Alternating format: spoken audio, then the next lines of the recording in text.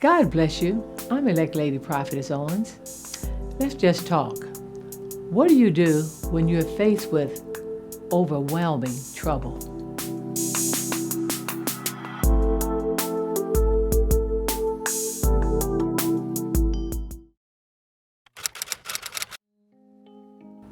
Most people, when trouble arises in their lives, the first thing they want to know is, how do I correct this or get resolution from this trouble?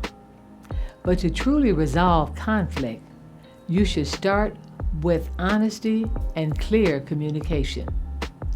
Are you looking for the truth to resolve this conflict? Or are you looking for justification to appease your conscience?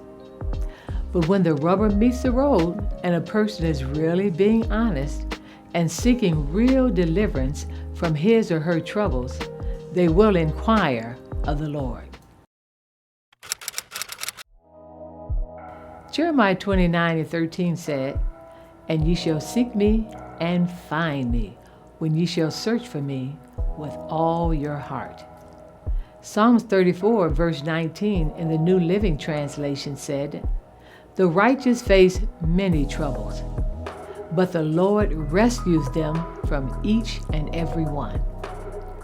Now, most of us are familiar with the story of David when he inquired of the Lord what to do when he and his men returned to Ziklag after retreating from the battle with the Philistines.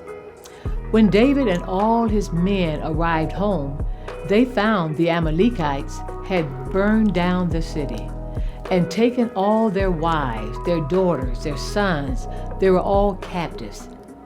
David and his men wept sorely until they had no more strength to weep. Then David's men became angry with him and wanted to stone him, although David had suffered great loss as well.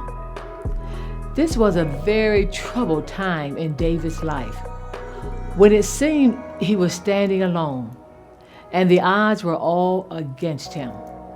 But David encouraged himself, or he took on strength by inquiring of the Lord. Then the Lord gave David the strategy, how to defeat the Amalekites and recover all that they had taken, including all their families and the spoils. You can read that story in 1 Samuel 1 through 19. So when unexpected trouble comes in your life, you have to learn to encourage yourself and say, "Weeping may endure for a night, but I'm not going to stay in this weeping season, but I'm going to inquire of the Lord." But there was another time when David had to inquire of the Lord in the time of trouble. And that was found in 2 Samuel chapter 21, verses 1 through 14.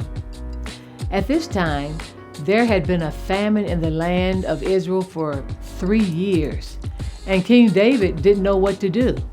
So again, he inquired of the Lord.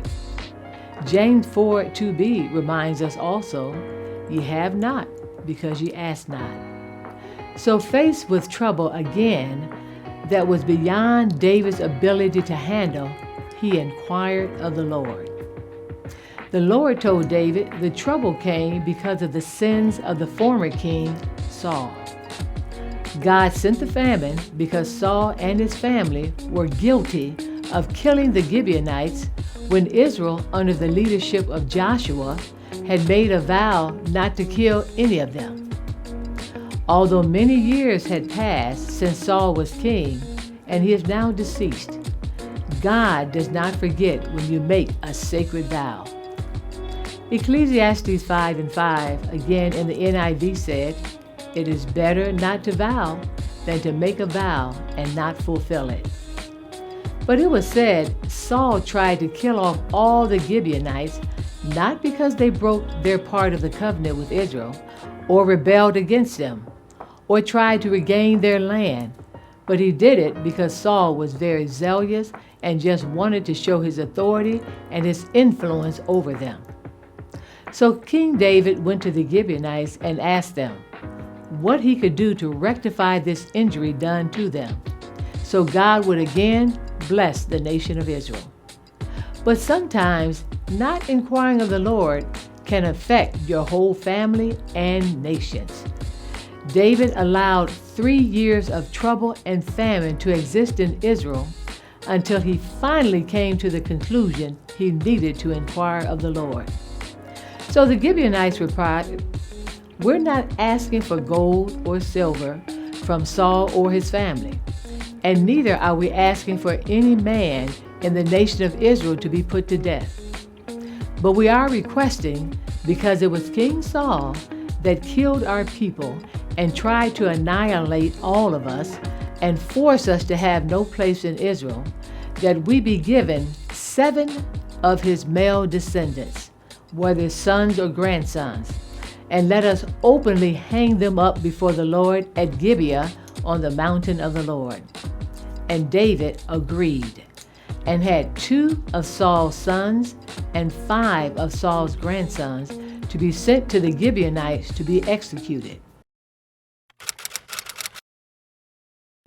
7 innocent men died because of the sins of their forefather, King Saul, who did not inquire of the Lord about killing the Gibeonites. Also, the Gibeonites would not have become a trouble to Israel if Joshua had inquired of the Lord before he made a vow with them. You can find that in Joshua chapter 9, verses 14 through 15. Joshua had made this vow by leaning to his own understanding. Also, David could have probably shortened the famine had he inquired of the Lord earlier than just waiting 3 years to do so. So don't let trouble detain you or discourage you, but immediately inquire of the Lord in the time of trouble.